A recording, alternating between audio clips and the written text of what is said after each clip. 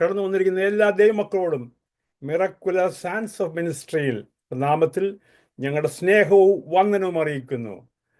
പൈതൽ ഫാനി കഴിഞ്ഞ ആഴ്ച അല്പാസൗകര്യം ഉണ്ടായിരുന്നു. She will say in her own words. Fanny, it's your time. Thank U.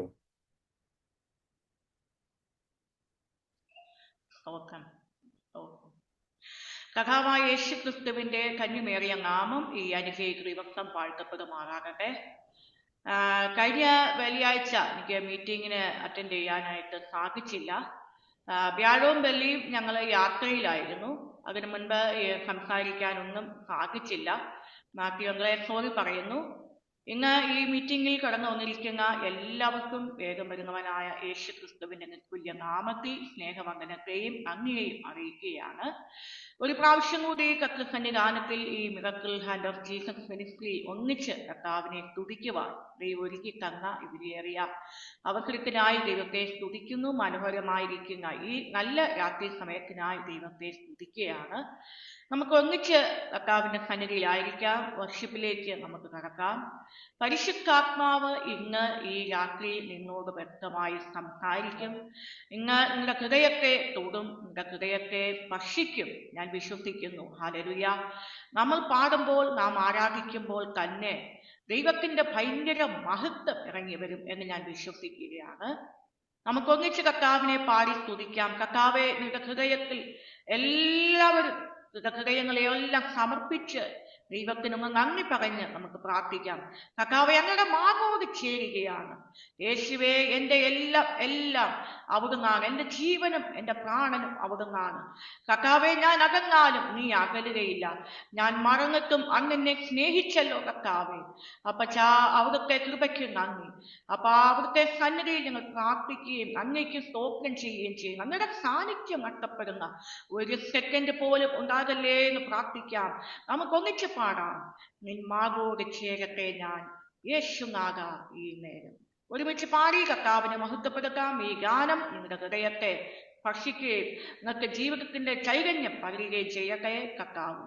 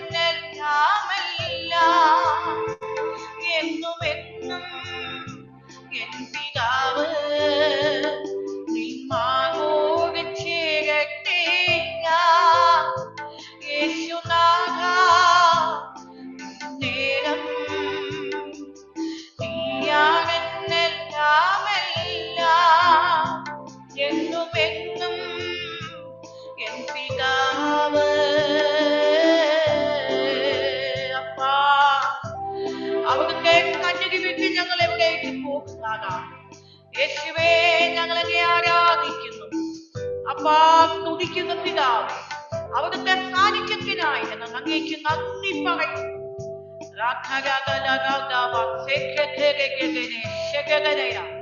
യേശുവേ, പരിശുദ്ധാത്മാവേ, നന്ദി നന്ദി നന്ദി. അങ്ങേ സ്നേഹിച്ചു അപ്പാ, നന്ദി. നാം കർത്താവിൽ നിന്ന് അല്പം പോലും അകന്നു പോകുവാൻ സമ്മതിക്കത്തില്ല. നമ്മളെപ്പോഴും പിതാവിന്റെ അടുക്കലേക്ക് ചെല്ലണം. ആ സാന്നിധ്യത്തോട് നാം ചേർന്നിരിക്കണം. ഹല്ലേലൂയ.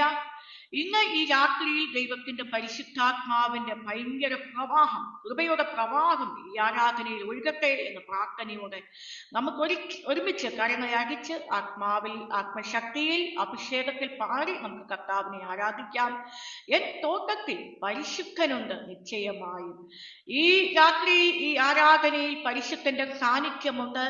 ആമേൻ. 2-3 പേരുടെ നാമത്തിൽ കൂടി വരുന്നിടത്തെല്ലാം എന്റെ സാന്നിധ്യമുണ്ട് എന്ന് വാക്ക് പറഞ്ഞ കർത്താവ് നമ്മുടെ മധ്യത്തിലുണ്ട്. അതുകൊണ്ട് ഈ ദൈവത്തിന്റെ സാന്നിധ്യത്തെ നമുക്ക് എത്തിപ്പിടിക്കുവാൻ, ഓരോ നിമിഷവും ആ സാന്നിധ്യത്തിൽ ചേർന്നിരിക്കുവാൻ കൃപ ചെയ്യട്ടെ എന്ന പ്രാർത്ഥനയോടെ നമുക്ക് പാടാം. ദൈവത്തിന്റെ പരിശുദ്ധാത്മാവ് നമ്മളെ സഹായിക്കുമാറാകട്ടെ. ഹല്ലേലൂയ.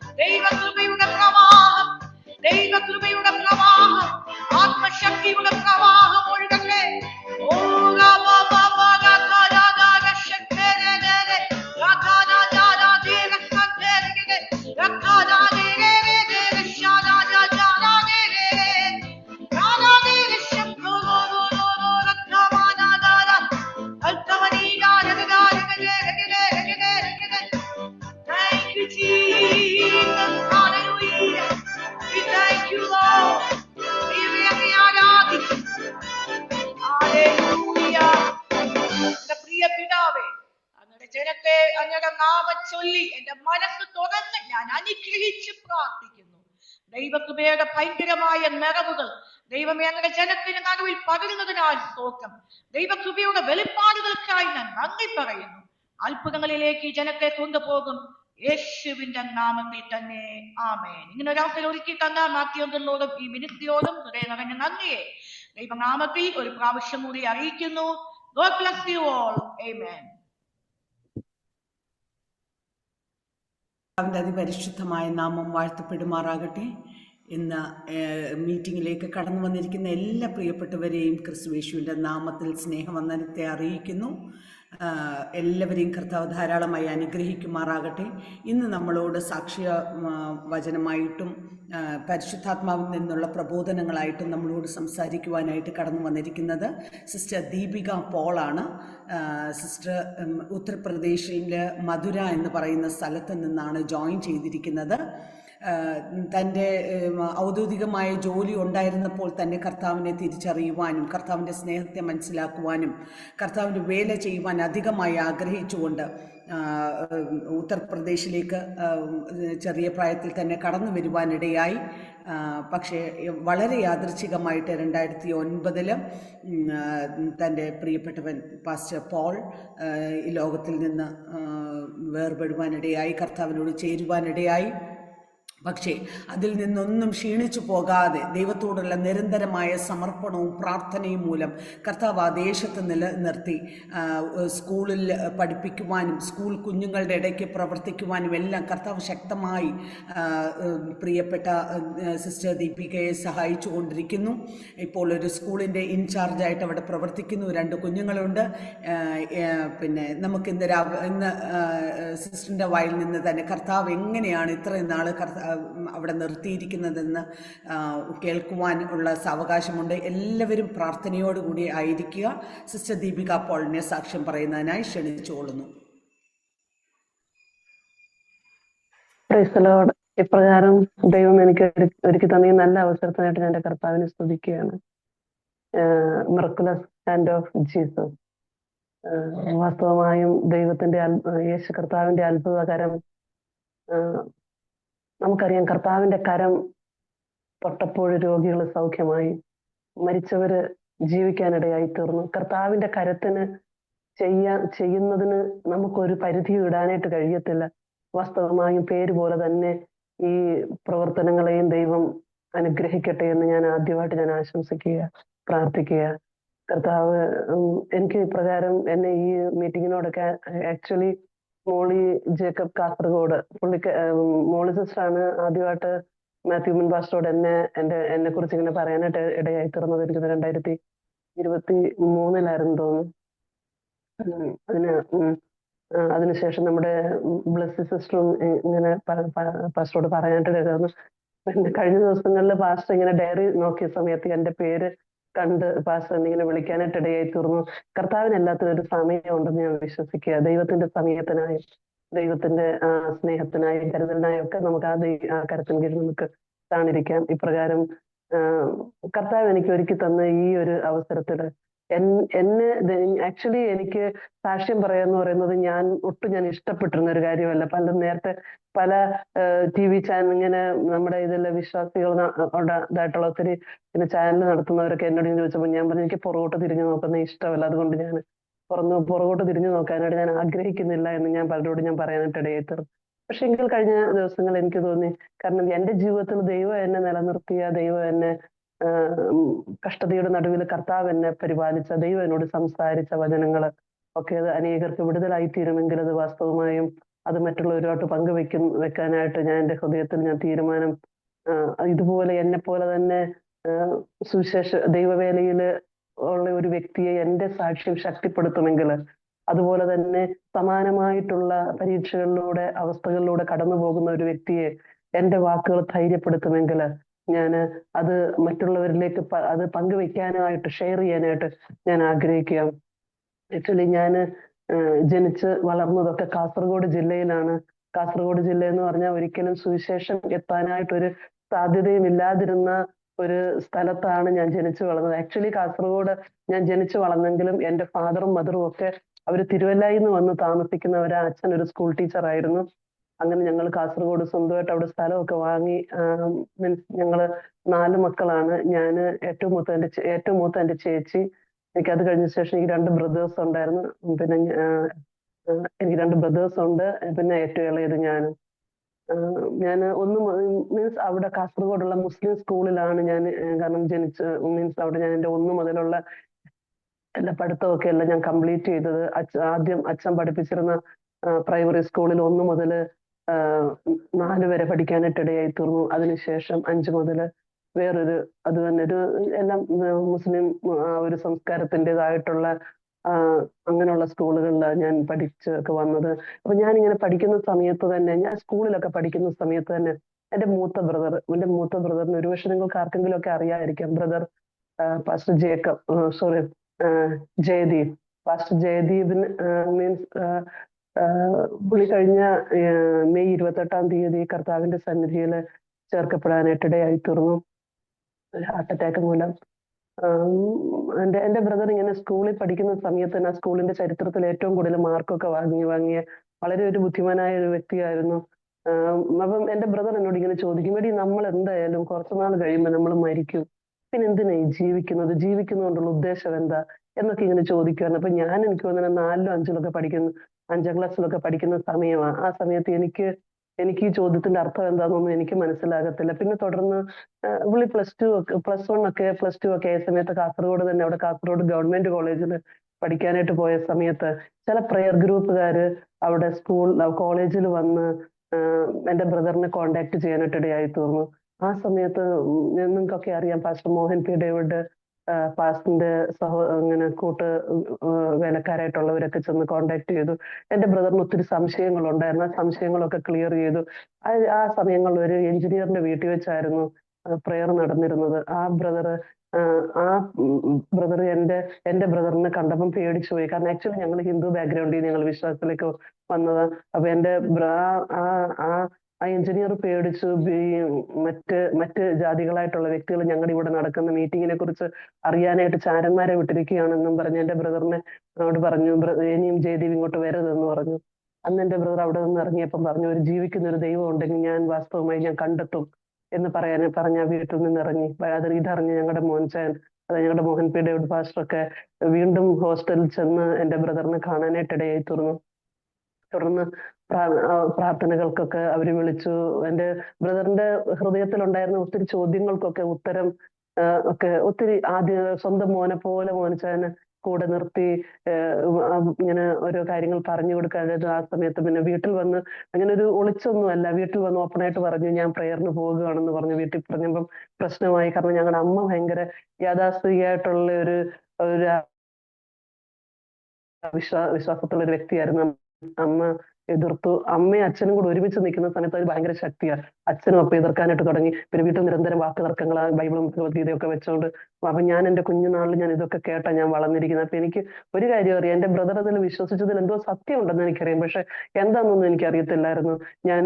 ഞാനും ചെറിയ പ്രായത്തിലൊക്കെ ഈ യേശുമതി ഇങ്ങനെ പല പല പാട്ടുകള് ഒത്തിരി ആ പഴയ കാലങ്ങളിൽ പാടിയിരുന്ന പാട്ടുകൾ എനിക്ക് ഒത്തിരി എന്നെ ആകർഷിക്കുമായിരുന്നു. ഞാനും ഒരു പ്രശ്നമൊക്കെ വരുമ്പോൾ ഞാനും ഈ പാട്ടുകളൊക്കെ പാടുമായിരുന്നു. അതിനുശേഷം എന്റെ ബ്രദർ എഞ്ചിനീയറിംഗിന് ഞാൻ പറഞ്ഞല്ലോ ഭയങ്കര മിടുക്കനായിരുന്നു. എഞ്ചിനീയറിംഗിന് എൻട്രൻസ് എഴുതാൻ എന്റെ ഫാദർ സമ്മതിച്ചില്ല. അച്ഛൻ പറഞ്ഞു, നീ എന്താ എഞ്ചിനീയർ ആയാലും നീ ഒരു ക്രിസ്ത്യാനി പെണ്ണിനെ കല്യാണം കഴിച്ച് ജീവിക്കത്തല്ലേ ഉള്ളു, അതുകൊണ്ട് നീ പോണ്ടാന്ന് പറഞ്ഞ് വിട്ടില്ല. പക്ഷെ അടുത്ത വർഷം ടീച്ചേഴ്സിന്റെ ഒക്കെ ശല്യം ഇങ്ങനെ ക്വസ്റ്റ്യൻസ് സഹിக்க വയ്യാതെ ബ്രദറിന് എൻട്രൻസ് എഴുതാൻ സമ്മതിച്ചു. ആ വർഷം തന്നെ എഞ്ചിനീയറിംഗ് കിട്ടി. അതിന് തൃശ്ശൂർ വിയൂർ എഞ്ചിനീയറിംഗ് കോളേജിൽ പഠിക്കുന്ന സമയത്ത് എന്റെ നേരെ മൂത്ത ബ്രദർ അതേ കോളേജിൽ തന്നെ +2 ചേർന്നപ്പോൾ വീണ്ടും ഞങ്ങളുടെ മോൻചാനൊക്കെ ചെന്ന് ബ്രദറിനെ കോണ്ടാക്ട് ചെയ്തു. എന്റെ നേരെ മൂത്ത ബ്രദറിനെ. അപ്പം ഇങ്ങനെ അച്ഛൻ ഇങ്ങനെ പറയാനിടയിൽ തീർന്നു, മോനെ നീ അവനെ പോലെ ഒരിക്കലും ആകരുത്, എന്റെ ചെതയ്ക്ക് തീ കൊളുത്താനായിട്ട് എനിക്ക് ആരുമില്ല, മോനൊരിക്കലും ജയദീപിനെ പോലെ ആകരുതെന്ന് പറഞ്ഞു. പക്ഷെ ഈ പുള്ളിക്ക് ശരിക്കും ഏറ്റുപോയി. പുള്ളി +2 പഠിക്കുന്ന സമയത്ത് അവിടുത്തെ ഏറ്റവും മീൻസ് ഒരു എന്താ സ്വഭാവം ശരിയല്ലാത്ത ആളുകളുമായിട്ടൊക്കെ കൂട്ടുകെട്ട് തുടങ്ങി. അത് +2 കഴിഞ്ഞതിന് ശേഷം പുള്ളിക്ക് MBBS-ന് അഡ്മിഷൻ ഒക്കെ കിട്ടി. MBBS-ന് അവിടെ ചെന്നിട്ടും പുള്ളി അവിടുന്ന് ഒത്തിരി ഡ്രഗ് അഡിക്ട്സും അങ്ങനെയുള്ളവരുമായിട്ടൊക്കെ കൂട്ടുകൂടി ഒക്കെ ഇങ്ങനെ ജീവിതം ഒത്തിരി വളരെ വല്ലാത്ത ഒരു രീതിയിലൊക്കെ നയിച്ചുകൊണ്ടിരുന്ന സമയത്ത് ഞങ്ങളുടെ ഫാദറിനെ കുറിച്ച് ആ നാട്ടിലൊക്കെ ഞങ്ങളായിരുന്ന സമയത്ത് എല്ലാവർക്കും ഭയങ്കര ഇംപ്രഷൻ ആയിരുന്നു. ആ സാറിന് എന്താ കുഴപ്പം, ഒരാൾ ഡോക്ടർ, ഒരാൾ എഞ്ചിനീയർ ഒക്കെ ഭയങ്കര പേരായിരുന്നു. പക്ഷെ ഇങ്ങനെ ഇങ്ങനെ ആങ്ങളെ ഡ്രഗ് അഡിക്റ്റ് ആയി. അപ്പൊ ഞങ്ങളുടെ അതേ ദേശത്തുള്ള ചിലരൊക്കെ അതേ കോളേജിൽ, മെഡിക്കൽ കോളേജിൽ പോയപ്പോ അതൊക്കെ ഇങ്ങനെ ഫ്ലാഷ് ആയി, ഇങ്ങനെ ബ്രദർ ഡ്രഗ് അഡിക്റ്റ് ആയിട്ടിരിക്കുകയാണ്. പിന്നെ എന്റെ അച്ഛന്റെ ജോലിയിലാണെങ്കിലും ഒത്തിരി പ്രശ്നങ്ങൾ നേരിട്ട സമയത്ത് അച്ഛൻ ഇങ്ങനെ സൂയിസൈഡ് ചെയ്യാനായിട്ട്, ആത്മഹത്യ ചെയ്യുക എന്നുള്ള ആ ഒരു തീരുമാനത്തിൽ ഇരിക്കുന്ന സമയത്ത് ഇരിക്കുകയായിരുന്നു. ആ സമയത്ത് എന്റെ ഏറ്റവും മൂത്ത ബ്രദറിന്റെ എഞ്ചിനീയറിംഗ് ഒക്കെ കഴിഞ്ഞ് പുള്ളി മീൻസ് ഒരു മാരുതിയുടെ ഇന്റർവ്യൂവിന് പോകുന്ന സമയത്ത് അതിനു മുമ്പ് തന്നെ ബ്രദറിനോട് പലരും പറഞ്ഞിട്ടുണ്ട്, പല ദൈവദാസന്മാർ പറഞ്ഞിട്ടുണ്ട്, നീ കർത്താവിന്റെ വേലയ്ക്ക് വേണ്ടി ഇറങ്ങണമെന്ന്. പക്ഷെ ബ്രദർ വീട്ടിലെ കഷ്ടത, ഒരു അച്ഛൻ LP സ്കൂൾ അധ്യാപകനായിരുന്നു, വളരെ കഷ്ടപ്പെട്ട് മക്കളെ പഠിപ്പിക്കും. വീടൊന്നും അങ്ങനെ ഒരു പുല്ലുമേഞ്ഞ ഒരു വീടായിരുന്നു. എന്നാലും മക്കളെ പഠിക്കാനായിട്ട് മക്കളുള്ള ആ സാഹചര്യം ഒന്നും ഒരിക്കലും കളഞ്ഞില്ല. മീൻസ് വളരെ ഇപ്പൊ ഒരു പെൻഷൻ വാങ്ങാൻ, ഇപ്പം സാലറി വാങ്ങാൻ വേണ്ടിയിട്ട് ട്രഷറി പോകുന്ന സമയത്ത് ജസ്റ്റ് ഒരു മീന്റെ ചാറല്ലാതെ ഒരു മീന്റെ കഷ്ണം കഴിക്കത്തില്ല. അത്രത്തോളം പൈസ ഇങ്ങനെ ഒത്തിരി സ്റ്റോർ ചെയ്ത് മക്കളെ പഠിപ്പിക്കാൻ വേണ്ടി വളരെ കഷ്ടപ്പെട്ട ഒരു അവസ്ഥയായിരുന്നു. പക്ഷെ അച്ഛന് ഇതും ഒക്കെ അച്ഛൻ ഒത്തിരി ഷോക്കായി. പിന്നെ ജോലിയിലൊക്കെ തന്നെ ഒത്തിരി പ്രയാസങ്ങൾ വന്ന സമയത്ത് അച്ഛൻ വിചാരിച്ചു ഇനി ജീവിതം ഇനി വേണ്ട എന്നുള്ള ഒരു തീരുമാനത്തിലായിരുന്നു. ആ സമയത്ത് എന്റെ നേരെ മൂത്ത ബ്രദർ കർത്താവിന്റെ ആ മാരുതിയിൽ ഇന്റർവ്യൂവിന് പോകുന്ന സമയത്ത് പുള്ളിക്ക് ഒരു പ്രകാശം മിന്നിയിട്ട് പുള്ളിയോട് പറഞ്ഞു, നീ എന്റെ മുഖം നിന്റെ ചുമലിൽ നിന്ന് എടുത്തു മാറ്റരുതെന്ന് പറഞ്ഞു. അതായത് കർത്താവിന്റെ വേലയ്ക്ക് വേണ്ടി കർത്താവ് പുള്ളിയെ വിളിച്ചതാണ്. അത് വിട്ട് ജോലിക്ക് പോകുന്നതിൽ ആ സമയത്താണ് ഇങ്ങനെ പറഞ്ഞത്. പിന്നെ എന്റെ ബ്രദർ നേരെ തിരിച്ചു വന്ന് ICPF-ന്റെ സ്റ്റാഫ് വർക്കറായിട്ട് മംഗലാപുരത്ത് കോളേജ് വിദ്യാർത്ഥികളുടെ ഇടയിലേക്ക് ഒത്തിരി വർഷങ്ങൾ അവിടെ വർക്ക് ചെയ്യാനായിട്ട് ഇടയിൽ തുറന്നു. ഒത്തിരി ഡ്രഗ് അഡിക്റ്റ് ആയിട്ടുള്ള ഒത്തിരി പേര്, കഴിഞ്ഞ പുള്ളിയുടെ ഫ്യൂണറൽ ഇതിൽ പങ്കെടുത്ത സമയത്ത് ഒത്തിരി പേര് മംഗലാപുരത്ത് നിന്ന് ഈ KMC-യിലൊക്കെയുള്ള ഒത്തിരി സ്റ്റുഡൻസിനെ പുള്ളി വിശ്വാസത്തിലേക്ക് നടത്തിയ, പുള്ളി അവരുടെ തകർച്ചയിൽ നിന്നൊക്കെ വീണ്ടെടുത്ത ഒത്തിരി പേരൊക്കെ സാക്ഷ്യങ്ങൾ പറയുന്നത് കേൾക്കാനിടയായി തീർന്നു. ആ സമയത്ത് എന്റെ ജീവിതത്തിൽ ഒത്തിരി സമയം ഞാൻ കർത്താവെ അവിടുത്തെ ഹിതം പോലെ ഞാൻ ജീവിച്ചോളാം എന്നൊക്കെ തീരുമാനം എടുത്തിട്ടുണ്ട് എന്റെ ചെറുപ്രായത്തിൽ തന്നെ. പക്ഷെ കർത്താവിന് വേണ്ടി പൂർണ്ണമായിട്ട് അങ്ങോട്ട് ഇറങ്ങാനായിട്ട് എനിക്ക് പറ്റത്തില്ല. അതുവരെ ചെയ്തു വന്നിരുന്ന ഇങ്ങനെ ഒരു അല്ലാതുള്ള കാര്യങ്ങളൊക്കെ ചെയ്യാനായിട്ട് ഇങ്ങനെ പറ്റത്തില്ലല്ലോ. ഇറങ്ങുകയാണെങ്കിൽ കർത്താവിന് വേണ്ടി ശരിക്കും ഇറങ്ങണം എന്നുള്ള ഒരു നമ്മളോട് ഞാനും നീട്ടിക്കൊണ്ട് പോകുകയായിരുന്നു. പക്ഷെ ഞാൻ ഡിഗ്രി സെക്കൻഡ് ഇയറിന് പഠിക്കുന്ന സമയത്ത് ഞാൻ ഒരു ദിവസം ദൈവസന്നിധി തീരുമാനം എടുത്തു, കർത്താവേ ഞാൻ നിന്റെ ഹിതം പോലെ ജീവിച്ചോളാം തീരുമാനം എടുത്ത്. അതുവരെ ഞാൻ അങ്ങനെ പ്രാർത്ഥിക്കുമ്പോൾ എനിക്ക് ഈ ലോകത്തിലുള്ള എന്തൊക്കെയോ നഷ്ടപ്പെടുന്നത് പോലെ എനിക്ക് തോന്നുമായിരുന്നു. പക്ഷെ അതിനുശേഷം അന്ന് ഞാൻ ആ തീരുമാനം എടുത്തപ്പം 1990-ലായിരുന്നു അത്. എനിക്ക് എന്തോ ഒരു സമാധാനം എന്നെ ചുറ്റുന്നതായിട്ട് എനിക്ക് തോന്നി.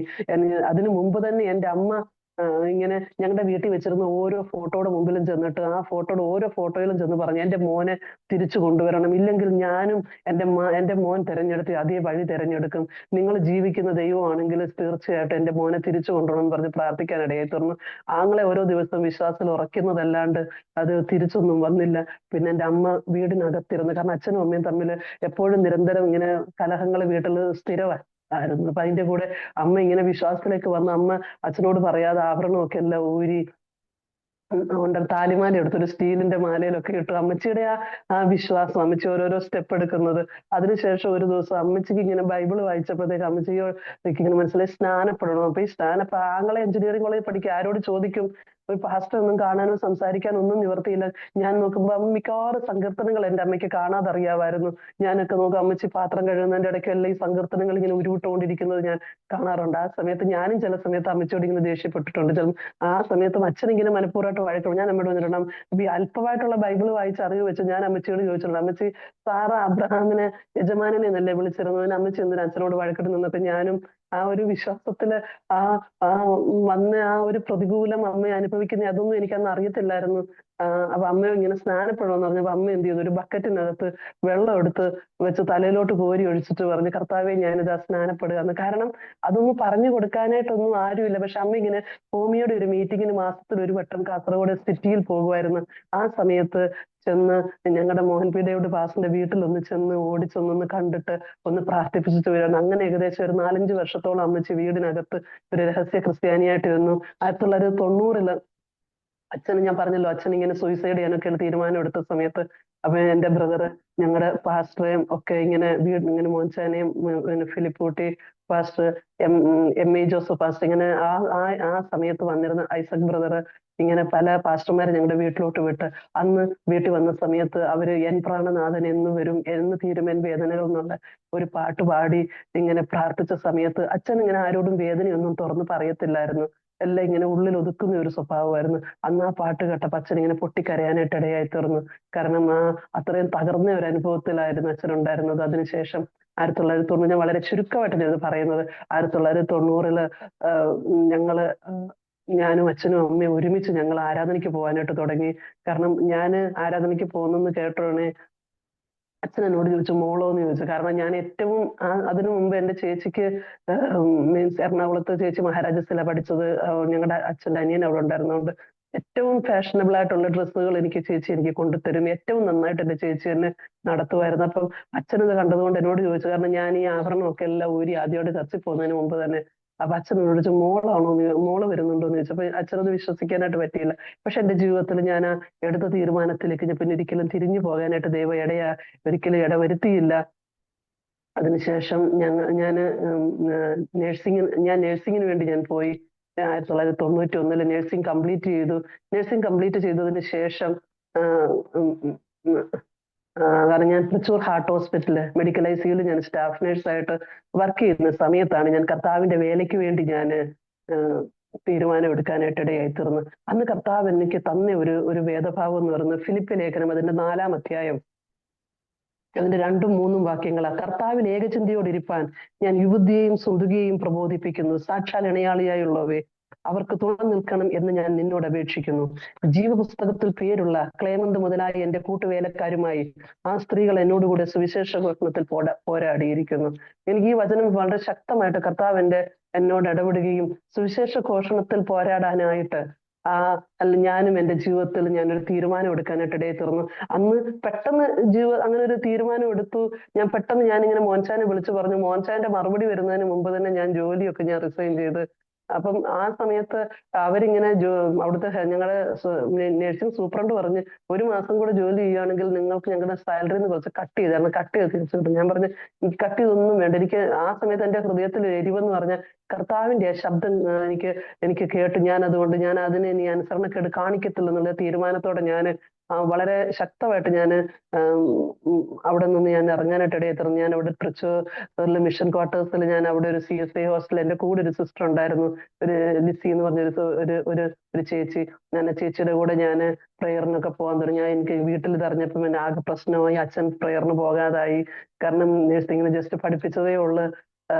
പെട്ടെന്ന് ദൈവവേലെന്ന് പറഞ്ഞിറങ്ങി അച്ഛനെ തൊട്ടും ഭയങ്കര താങ്ങാൻ. കാരണം മക്കള് ഒരിക്കലും കഷ്ടപ്പെടുന്നത് കാണാനായിട്ട് ഒരിക്കലും ഇഷ്ടമില്ലാത്തത് കൊണ്ട് എന്റെ അച്ഛനത് താങ്ങാവുന്നതിലപ്പുറമായിരുന്നു. പിന്നെ എന്റെ ബ്രദർ വന്നതിന് തിരിച്ചു കൊണ്ടുപോയി. മോൻചാനൊക്കെ എന്നോട് റിക്വസ്റ്റ്, ദീപിക വിവാഹം കഴിയാതെ പെൺകുട്ടികൾക്ക് ദൈവവേല ചെയ്യാൻ പറ്റത്തില്ല, അതുകൊണ്ട് വിവാഹം വരെ ജോലി ചെയ്യാനായിട്ട് എന്നോട് പറഞ്ഞതനുസരിച്ച് ഞാൻ വീണ്ടും ഒരു 1.5 വർഷക്കാലം ഞാൻ പഠിച്ച അതേ സ്കൂൾ ഓഫ് നഴ്സിംഗിലെ കാസർഗോഡ് അവിടുത്തെ ലേബർ റൂമിലെ സ്റ്റാഫായിട്ട് ഞാൻ 1.5 വർഷത്തോളം ഞാൻ പിന്നെയും ഞാൻ ജോലി ചെയ്യാനായിട്ട് ഇടയിൽ തുറന്നു. അങ്ങനെ ഇരിക്കുന്ന സമയത്ത് തൃശ്ശൂർ തന്നെ കർത്താവിന്റെ വേല ചെയ്യുന്ന ഒരു ദൈവദാസന് കർത്താവ് ഒരു ദർശനം കൊടുത്തതനുസരിച്ച് വീണ്ടും എനിക്ക് വിവാഹം ഒരുക്കപ്പെട്ടു. അതിനുശേഷം ഞാൻ 7 വർഷക്കാലം ഞങ്ങള് അവിടെ തൃശ്ശൂര് ചേലക്കര എന്ന സ്ഥലത്ത് ഞങ്ങൾ കർത്താവിന്റെ വേല ഞങ്ങൾ ചെയ്യാനായിട്ട് ഇടയായി തീർന്നു. അങ്ങനെ ഇരിക്കുന്ന സമയത്ത് ഞങ്ങൾ ഇടയ്ക്ക് ഞങ്ങൾ ചർച്ച് ഓഫ് ഗോഡിൽ, പഴയന്നൂർ ചർച്ച് ഓഫ് ഗോഡിൽ ഞങ്ങൾ ഇടയ്ക്ക് പോകുമായിരുന്നു. അവിടെ ഒരു പാസ്റ്റർ KP വർഗീസ് പാസ്റ്റർ മുഖാന്തരം അപ്പൊ ഞങ്ങളോട് ഞങ്ങൾ കേരളത്തിലായിരുന്ന സമയത്തെല്ലാം ഏത് ദൈവദാസന്മാരും ഞങ്ങളെ കണ്ടു കഴിഞ്ഞാൽ അപ്പൊ ഞങ്ങളോട് പറയും, നിങ്ങളുടെ വേല ഇവിടെയല്ല, നിങ്ങൾ നോർത്ത് ഇന്ത്യക്ക് പോകണം, നോർത്ത് ഇന്ത്യക്ക് കൊണ്ട് ദൈവം നിങ്ങളെ കണ്ടിരിക്കുന്നതെന്ന് പറയാനായിട്ട് ഇടയായി തീർന്നു. അപ്പൊ എനിക്ക് നോർത്ത് ഇന്ത്യയിൽ നിന്ന് കേൾക്കുമ്പോൾ ഞാൻ കരയാനും തുടങ്ങി. എനിക്ക് നോർത്ത് ഇന്ത്യയിൽ നിന്ന് കേൾക്കുന്നത് ഭയങ്കര പേടിയായിരുന്നു. അങ്ങനെ ആ KP വർഗീസ് പറഞ്ഞ പാസ്റ്റർ ഇങ്ങനെ ഒരു ദിവസം ഞങ്ങളോട് പറഞ്ഞു, പാസ്റ്റർ ഇങ്ങനെ നോർത്ത് ഇന്ത്യക്ക് പോകാൻ ഒരു സ്കൂൾ മിനിസ്ട്രിയോട് ചേർന്നൊരു പോകാൻ ഒരു വഴി ദൈവം തുറന്നിട്ടുണ്ട്. അപ്പൊ എന്റെ ഹസ്ബൻഡ് ആണെങ്കിലും അവര് ഫാമിലി ആയിട്ട് ട്യൂട്ടർ കോളേജ് ഒക്കെ നടത്തി ടീച്ചിങ്ങിനൊക്കെ ഭയങ്കര എക്സ്പീരിയൻസ് ഉള്ള ഒരു ഫാമിലിയാണ്. ഡാഡി ലേബർ ഓഫീസർ ഒക്കെ ആയിരുന്നു. അങ്ങനെ ഞങ്ങള് അങ്ങനെ ഒരു തീരുമാനം എടുത്ത് ഞങ്ങള് ഇങ്ങനെ പോകാൻ ഞാൻ ഇങ്ങനെ മടിച്ചു നിൽക്കുക. ആ സമയത്ത് കർത്താവ് എനിക്കൊരു ദർശനം തന്നത്, ഒരു ട്രെയിൻ എന്റെ മുമ്പിൽ വന്ന് നിൽക്കുക. ഞാൻ അപ്പൊ കരയുന്നു, ഞാൻ അതിൽ നിന്ന് കയറുന്നില്ല. ആ സമയത്ത് ആ ട്രെയിനിൽ നിന്ന് ഒരു വ്യക്തി ഇറങ്ങി വന്ന് എന്നോട് പറയുന്നു, അവിടെയുള്ള ദൈവമക്കൾ ഒരു ദൈവദാസന് വേണ്ടി പ്രാർത്ഥിക്കുന്നുണ്ട്, നീ പോയേ മതിയാകത്തുള്ളെന്ന്.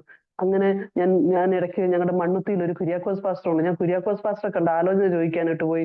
പാസ്റ്റർ അറിയപ്പെടുന്ന ഒരു പ്രവാചകനായിരുന്നു. പാസ്റ്റർ എന്നെ കണ്ടപ്പോൾ ഇതേ കാര്യം എന്നോട് പറഞ്ഞു, സിസ്റ്ററെ ഞാൻ നോർത്ത് ഇന്ത്യക്ക് പോകുന്ന ഒരു ട്രെയിൻ നിങ്ങളുടെ മുമ്പിൽ നിർത്തിയിട്ടിരിക്കുന്നതായിട്ട് കാണുക, ദൈവം നിങ്ങളെ ഒരു ദീർഘയാത്രയ്ക്ക് വേണ്ടി ദൈവം ഒരുക്കുകയാണെന്ന് പറയാണ്ടിരുന്നു. തുടർന്ന് കർത്താവ് എന്റെ ഉള്ളിലുള്ള ആ ഭയമൊക്കെ ദൈവം മാറ്റി ഞങ്ങൾ 2004 ഞങ്ങള് അലഹബാദ് എന്ന സ്ഥലത്തേക്ക് കടന്നു വന്നു. കർത്താവ് എനിക്ക് തന്ന ആ ദർശനം പോലെ തന്നെ അവിടെ ആദ്യമായിട്ട് ആരാധന സ്റ്റാർട്ട് ചെയ്യാനായിട്ട് ദൈവം സഹായിച്ചു. 1.5 വർഷക്കാലം അവിടെ സ്കൂളിൽ പഠിപ്പിച്ചു. എനിക്കാണ് വരുന്ന സമയത്ത് ഹിന്ദി ഒന്നും അറിയത്തില്ലായിരുന്നു. അപ്പം എനിക്ക് ജസ്റ്റ് ഇങ്ങനെ ഹിന്ദി വായിക്കാൻ അറിയാം, അല്ലാതെ സംസാരിക്കാൻ ഒന്നും അറിയത്തില്ലായിരുന്നു. എങ്കിലും എന്റെ ഹസ്ബൻഡ് എനിക്ക് അവിടെ ചെന്നപ്പോ ഇംഗ്ലീഷ് ലാംഗ്വേജ് പഠിപ്പിക്കാനായിട്ട് അവര് തന്നു, SST ഒക്കെ. എന്റെ ഹസ്ബൻഡ് രാത്രിയിൽ ഇരുന്ന് ഈ ഓരോ സെന്റൻസിന്റെ മേളിലും ഹിന്ദി എഴുതി വെക്കും. പുള്ളിക്ക് ഹിന്ദിയും ഉറുദു ഒക്കെ നന്നായിട്ട് അറിയാം, എഴുതി വെക്കും. ഞാൻ രാവിലെ എഴുന്നേറ്റ് സ്കൂളിൽ പോയിട്ട് ഇത് ഞാൻ നോക്കി ഈ ഇംഗ്ലീഷ് വായിച്ചിട്ട് ഞാൻ നേരെ ആ ഹിന്ദി അതിന്റെ മേളിൽ എഴുതി വെച്ചിരിക്കുന്നത് ഞാൻ വായിക്കും. ഇങ്ങനെ ഞാൻ പഠിപ്പിക്കാനായിട്ട് തുടങ്ങി. അതിനുശേഷം 1.5 വർഷക്കാലം കഴിഞ്ഞപ്പോൾ എന്റെ ഹസ്ബൻഡിന്റെ ബ്രദർ ആലപ്പുഴയിലുണ്ട്. ആ ആലപ്പുഴയില് ബ്രദറിന്റെ അടുത്ത് വന്ന് ഒരു ദൈവദാസൻ ഇങ്ങനെ പറയാനായിട്ട് ഇടയായി തീർന്നു. അവിടെ മധുരയില് എന്റെ ഒരു സുഹൃത്ത് പാസ്റ്റർക്ക് ഒരു സ്കൂളുണ്ട്, അവിടെ ഒരു പ്രിൻസിപ്പലിന്റെ വേക്കൻസി ഉണ്ട്, നിങ്ങളുടെ അനിയനെ അങ്ങോട്ട് വിടാനായിട്ട് ഉണ്ടോ നിങ്ങനെ സംസാരിച്ചു. അങ്ങനെ ഞങ്ങൾ വീണ്ടും 2006 അലഹബാദിൽ നിന്ന് ഞങ്ങള് മധുര ഡിസ്ട്രിക്റ്റിലേക്ക് ഞങ്ങൾ കടന്നു വരാനായിട്ട് ഇടയായി തീർന്നു. മധുരയില് 2006 മുതല്. അതിനുശേഷം ഞാൻ അവിടെ വന്ന സമയത്ത് ഞങ്ങളുടെ പാസ്റ്ററുടെ പേര് പാസ്റ്റർ അബ്രഹാം KR എന്നാണ്. പാസ്റ്റർ നിലമ്പൂരുള്ള മസീഗർ എന്നുള്ള പേരിൽ ഡൽഹിയിൽ ഒത്തിരി മിനിസ്ട്രി ഒക്കെ ഉണ്ട് പാസ്റ്റർക്ക്. പാസ്റ്ററുടെ സ്കൂളാണ് ഇവിടെ ഉത്തർപ്രദേശിലുള്ളത്. പാസ്റ്റർ ചെന്നുടനെ ഞങ്ങളോട് പറഞ്ഞു, ഇനി ട്രാൻസ്ലേഷൻ ഒന്നും വേണ്ട, എല്ലാവരും ഹിന്ദിയിലെ ഇനി ഇവിടെ പ്രസംഗിച്ചാൽ മതി, ഇനി ആർക്കും ഇവിടെ ട്രാൻസ്ലേഷൻ മലയാളം പ്രസംഗം ഒന്നും ഇവിടെ വേണ്ടെന്ന് പറഞ്ഞു.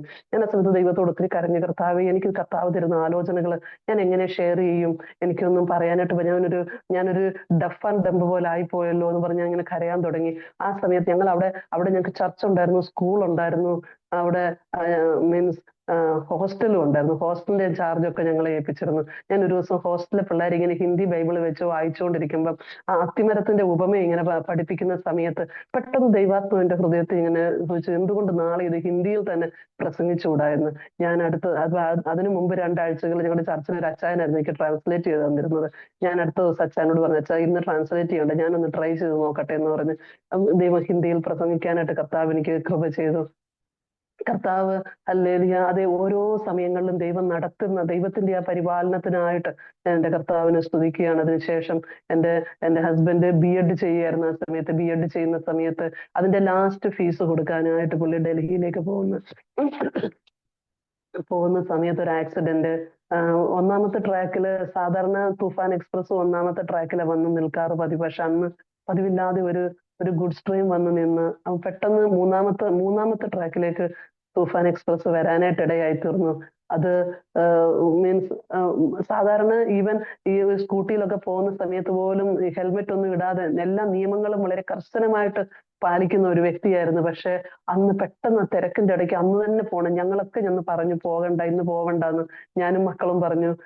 പോകുന്ന സമയത്ത് എന്റെ ഹസ്ബൻഡ് എന്റെ കൂടെ ഉണ്ടായിരുന്ന ഒരു ടീച്ചറോട് പറഞ്ഞ ഇതാണ്, പോകുന്ന സമയത്തും പുള്ളി ഫുഡ് കഴിക്കുമ്പോൾ എനിക്ക് വാരി തന്നപ്പോ സമയത്ത് ആ സാറ് പറഞ്ഞു, മാഡത്തിനെ കഷ്ടപ്പെടുത്തരുതെന്ന്. അപ്പൊ ആ സമയത്ത് പറഞ്ഞില്ല, അവനവന്റെ ഭാര്യമാരെ സ്നേഹിക്കണം. വളരെ എന്റെ ലൈഫിൽ ഞങ്ങളൊക്കെ ഭയങ്കര കട്ട് ആൻഡ് റൈറ്റ് ആയിട്ട് എല്ലാ കാര്യങ്ങളും പറയുന്ന ആളുകളാ. പക്ഷെ എന്റെ ഹസ്ബൻഡ് എന്ന് പറഞ്ഞാൽ ഭയങ്കര ഒരു സ്നേഹത്തിന്റെ ഒരു അപ്പോസ്തലനായിരുന്നു. വളരെ സ്നേഹമായിട്ട് കാര്യങ്ങൾ പറയുകയും അന്ന് പോകുന്ന സമയത്ത് ഞാൻ ഇങ്ങനെ സ്റ്റേഷനിൽ ചെന്നിട്ട് എന്നോട് പറഞ്ഞു, എനിക്ക് ചായ ഉണ്ടാക്കി വെച്ചേക്കണം, ഞാൻ ഇന്ന് തന്നെ തിരിച്ചു വരും. ഞാൻ പറഞ്ഞു ഡൽഹി വരെ അവിടെ നിന്ന് പോയിട്ട് വരാൻ ഏകദേശം 2.5 മണിക്കൂർ ഇത് യാത്രയുണ്ട്, വേണ്ട ഇന്ന് വരണ്ട, അബ്രഹാം പാസ്റ്ററിന്റെ വീട്ടിൽ പോയി താമസിച്ചിട്ട് നാളെ വന്നാൽ മതി എന്ന് പറഞ്ഞു. ഇല്ലില്ല ഞാൻ ഇന്ന് തന്നെ വരും, എനിക്ക് ചായ ഉണ്ടാക്കി വെച്ചേക്കണമെന്ന് പറഞ്ഞു. പിന്നെ ഞാനപ്പോ ഹോസ്റ്റലിലെ പിള്ളേരെ ഞാൻ ട്യൂഷൻ പഠിപ്പിക്കുന്നതിനിടയ്ക്ക് ഇങ്ങനെ അബ്രഹാം പാസ്റ്ററിന്റെ ഫോൺ വന്നു. എന്നോട് ചോദിച്ചു, സിസ്റ്റർ പാസ്റ്റർ അവിടെ പോയത്? ഞാൻ പറഞ്ഞു പാസ്റ്റർ ഇങ്ങനെ സജ്ജേട്ടൻ ഇങ്ങനെ ഡൽഹിക്ക് പോയിരിക്കുകയാണ്. ഇതിന്റെ മധ്യത്തില് പുള്ളി റെയിൽവേ ട്രാക്ക് ക്രോസ് ചെയ്ത സമയത്ത്, രണ്ടാമത്തത് ക്രോസ് ചെയ്ത് 3ലേക്ക് പോകുന്ന സമയത്ത് രാജധാനി വന്നത് പുള്ളി ശ്രദ്ധിച്ചില്ല. രാജധാനിക്ക് അവിടെ സ്റ്റോപ്പില്ലായിരുന്നു. അങ്ങനെ ആക്സിഡന്റ് ഓൺ ദ സ്പോട്ടിൽ കർത്താവിന്റെ സന്നിധിയിലേക്ക് കർത്താവ് ചേർക്കാനായിട്ട് ഇടയായി തീർന്നു.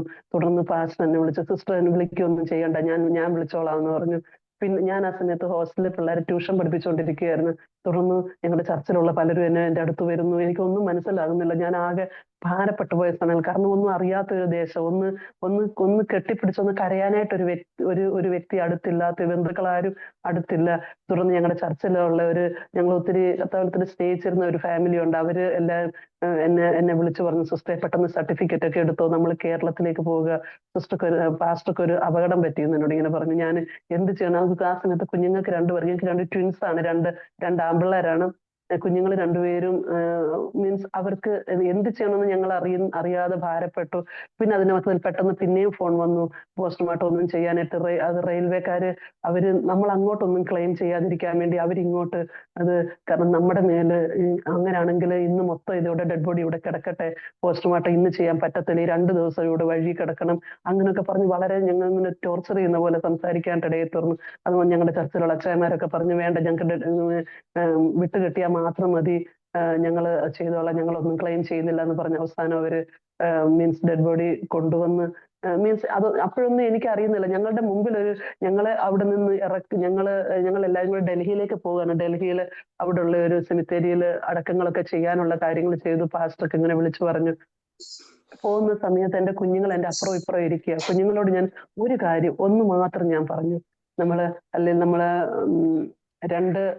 രണ്ട് കൊരിന്ത്യർ ലേഖനം അതിന്റെ 4-ാം അധ്യായം അതിന്റെ 18-ാം വാക്യം. കർത്താവിന്റെ ഹൃദയം, അന്ന് എനിക്കിത് അറിയത്തില്ലായിരുന്നു. ഇത് 2 കൊരിന്ത്യർ ലേഖനം 4-ാം അധ്യായം 18-ാം വാക്യമാണോ എന്നൊന്നും എനിക്കറിയത്തില്ല. ഞാൻ എന്റെ കുഞ്ഞുങ്ങൾ അപ്പുറം ഇപ്പുറം ഇങ്ങനെ ഇരിക്കുന്നു, മുമ്പില് ആംബുലൻസ് പോകുന്നു, ഞങ്ങൾ പോകുന്നു. ഞാൻ ആ സമയത്ത് കുഞ്ഞുങ്ങളോട് ഒറ്റ ഒരു കാര്യം പറഞ്ഞു, കാണുന്നത് താൽക്കാലികം, കാണാത്തത് നിത്യം. പിന്നെ ഞാൻ ആ വചനം കണ്ടുപിടിച്ച് ഞാനത് ബൈബിളിൽ തപ്പിയത് എടുത്തത്. എനിക്ക് ആ കർത്താവ് ആ സമയത്ത് എനിക്ക് തന്ന ഒരു വചനം, കാണുന്നത് താൽക്കാലികം, കാണാത്തതോ നിത്യം. ഞാൻ കുഞ്ഞുങ്ങളോട് പറഞ്ഞു, കാണുന്ന പപ്പ മാത്രമേ നഷ്ടമായി പോയിട്ടുള്ളൂ. അത് കാണുന്നതായിരുന്നു, അത് താൽക്കാലികമാ. കാണാത്ത നിത്യനായ പിതാവ് നിങ്ങൾക്ക് സ്വർഗത്തിലുണ്ട്. അതുകൊണ്ട് ഒരിക്കലും പപ്പ ഇല്ലെന്ന് നിങ്ങൾ ആരോടും പറയരുത്, നിങ്ങളുടെ പപ്പ സ്വർഗത്തിൽ ജീവിക്കുന്നുണ്ട് എന്ന് ഞാൻ പറയാനിടയിൽ തന്നു. എന്റെ കുഞ്ഞുങ്ങൾ എത്രത്തോളം ഗ്രഹിച്ചെന്നൊന്നും എനിക്ക് അറിയത്തില്ല.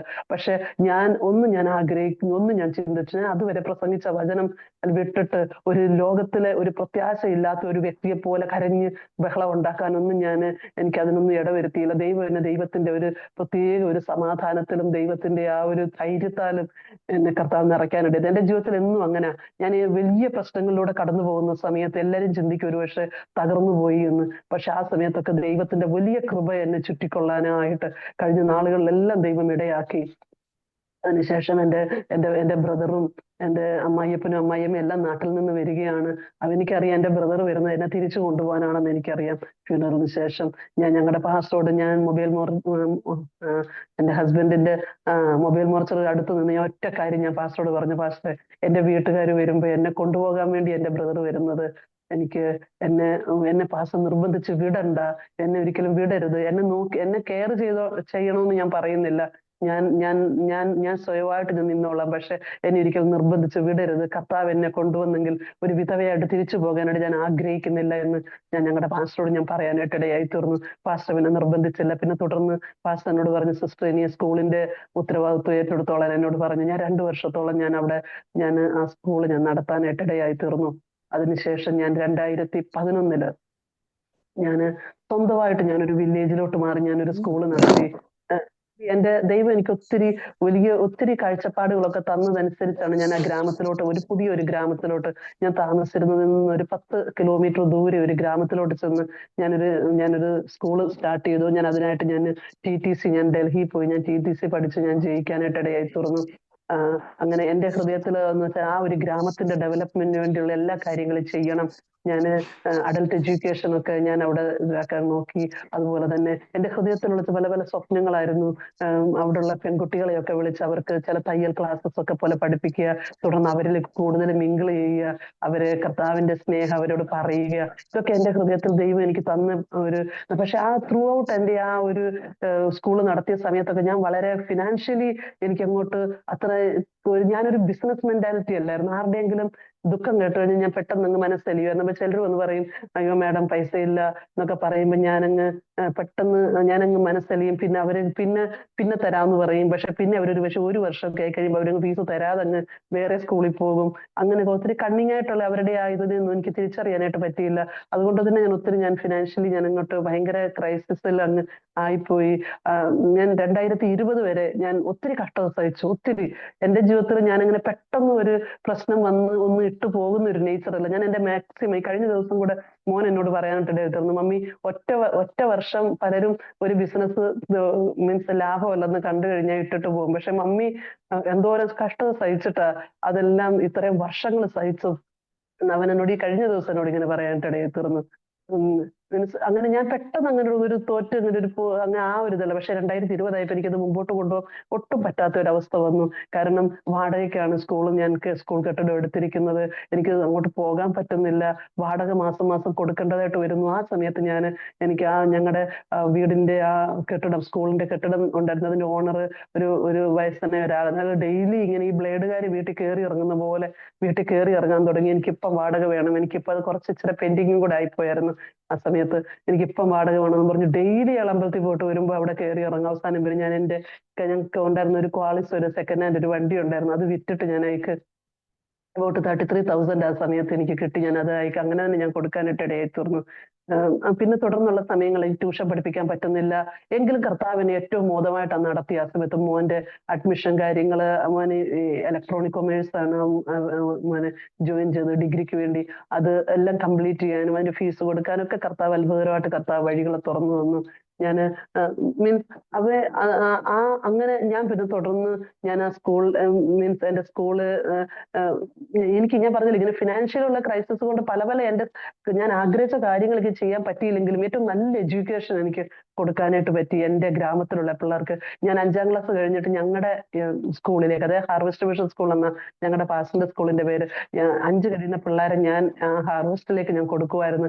അവിടെ എന്റെ പിള്ളേർ അവിടെ ചെന്ന് കഴിയുമ്പോൾ അവിടെ ക്ലാസ്സിൽ അവർ ഫസ്റ്റ് ആയിട്ട് തീരുമായിരുന്നു. തുടർന്ന് ഞാൻ എന്റെ മുഴുവൻ പിള്ളേരെ ഞാൻ പാസ്റ്റർ സ്കൂളിലേക്ക് കൊടുത്തു. ഞാൻ അവിടെ ടീച്ചറായിട്ട് ഞാൻ പോയി വർക്ക് ചെയ്തു. 8 വരെയുള്ള ക്ലാസ്സിൽ ഞാൻ SST ഒക്കെ പഠിപ്പിക്കുമായിരുന്നു. അങ്ങനെ ഈ സമയത്ത് 2022 പാസ്റ്റർ പുതുതായിട്ടൊരു സ്കൂള് ഒത്തിരി ചെറിയ പിള്ളേർക്ക് വേണ്ടി ഒരു പുതിയൊരു ബാച്ച് തുടങ്ങി. ആ സമയത്ത് പാസ്റ്റർ എന്നോട് പറഞ്ഞു, സിസ്റ്റർ അതിന്റെ ഇൻചാർജ് ആണ്. ഞാൻ പറഞ്ഞു, പാസ്റ്റർ എനിക്ക് താല്പര്യമില്ല, എനിക്ക് ഇനിയുള്ള സമയങ്ങൾ എനിക്ക് ജസ്റ്റ് എന്റെ കുഞ്ഞുങ്ങളെ പഠിപ്പിക്കാൻ വേണ്ടി എനിക്ക് സാമ്പത്തികം വേണം, അതിനുവേണ്ടി മാത്രമാണ് ഞാൻ ജോലി ചെയ്യുന്നത്. അല്ലാതെ എനിക്ക് അങ്ങനെ ഇൻചാർജ് ഒക്കെ ആയിട്ട് കൂടുതൽ ഇങ്ങനെ ഇതാവുന്ന എനിക്ക് താല്പര്യമില്ലെന്ന് പറഞ്ഞു. 2023 വീണ്ടും ആ സ്കൂള് തുടങ്ങിയ സ്കൂള് ഭയങ്കരമായിട്ടും വല്ലാതെ അതിനൊരു കെയർ ചെയ്യാൻ ആരും ഇല്ലാണ്ട്. കാരണം ഞാൻ ഈ ക്ലാസ്സസ് കഴിഞ്ഞിട്ട് about 2-3 ബാച്ചസ് ഞാൻ ട്യൂഷൻ പഠിപ്പിക്കും. കാരണം മിഷണറി സ്കൂളുകളിലെ സാലറി ഒക്കെ വളരെ നമുക്കങ്ങനെ നിന്ന് പോകാൻ പറ്റാത്തത്. അതുകൊണ്ട് ഞാൻ ചിലപ്പോൾ വീടുകളിൽ പോയി ഞാൻ ട്യൂഷൻ പഠിപ്പിച്ചിട്ടുണ്ട്. അങ്ങനെ ഞാൻ അതിന്റെ മധ്യത്തില് അത്രയും ഞാൻ കഷ്ടപ്പെട്ട്, കാരണം കുഞ്ഞുങ്ങളുടെ എഡ്യൂക്കേഷൻ കാര്യങ്ങളൊക്കെ എനിക്കത് ചെയ്യാനായിട്ട്. അപ്പൊ ഞാൻ പാസ്റ്ററോട് ഇങ്ങനെ പറഞ്ഞു, പാസ്റ്റർ എനിക്ക് താല്പര്യമില്ല എന്ന് പറഞ്ഞു. അതിനുശേഷം 2023 പാസ്റ്റർ പിന്നെ എന്നോട് പറഞ്ഞു, സിസ്റ്ററെ അത് ഏറ്റവും ഭയങ്കര ബ്യൂട്ടിഫുൾ ആയിട്ട് പാസ്റ്റർ ഉണ്ടാക്കിയ ഒരു സ്കൂളായിരുന്നു. പാസ്റ്ററിനോട് പിന്നെയും പറഞ്ഞു, ഇങ്ങനെ ഞാനിപ്പോ ഈ ട്യൂഷൻ പഠിപ്പിക്കുമ്പോൾ ഇവിടുത്തെ പിള്ളേർ വരുമെന്ന് എനിക്കറിയാം. കാരണം കോപ്പീസ് ടീച്ചേഴ്സ് ചെക്ക് ചെയ്യത്തില്ല, തെറ്റ് ഒക്കെ ഇങ്ങനെ ടിക്ക് ചെയ്തിരിക്കുന്നു. ഒത്തിരി വല്ലാത്ത ഇവിടെ UP പ്രത്യേകിച്ച് ഇങ്ങനെ MA MEd ഒക്കെ എല്ലാം എടുക്കുക. കാരണം ഞാൻ അങ്ങോട്ട് വരുന്ന സമയത്ത് എന്നോട് ഞങ്ങളുടെ സ്കൂളിൽ എല്ലാവരും, ഞാൻ മാത്രം ഒരു TTC കാരി ഉണ്ടത്, ബാക്കി എല്ലാവരും MA ഡിഗ്രി എല്ലാം ഒത്തിരി കോഴ്സസ് കംപ്ലീറ്റ് ചെയ്ത ആളുകളാണ്. പക്ഷെ ഒരു സെന്റൻസ് ഉണ്ടാക്കാൻ പറഞ്ഞു കഴിഞ്ഞാൽ പോലും അവർക്കത് പറ്റത്തില്ല. കാരണം UP-യിലെ എഡ്യൂക്കേഷൻ സ്റ്റാറ്റസ് അങ്ങനെ. അപ്പം ഞാൻ ഇങ്ങനെ പാസ്റ്ററോട് പറഞ്ഞു. അതിനുശേഷം ആ സമയത്ത് മോൻ ഒരു അല്പസമയത്തേക്ക് ഓഫീസ് അസിസ്റ്റന്റ് ആയിട്ട് അവിടെ നിൽക്കാനായിട്ട് ഇടയായി തീർന്നു. ആ സമയത്ത് ഞങ്ങളുടെ കോർഡിനേറ്റർ സാർ ഇങ്ങനെ പറഞ്ഞു, ജേക്കബ്, എനിക്ക് ഒരു വിശ്വസ്തരായ ഒരു വ്യക്തി എനിക്ക് വേണം.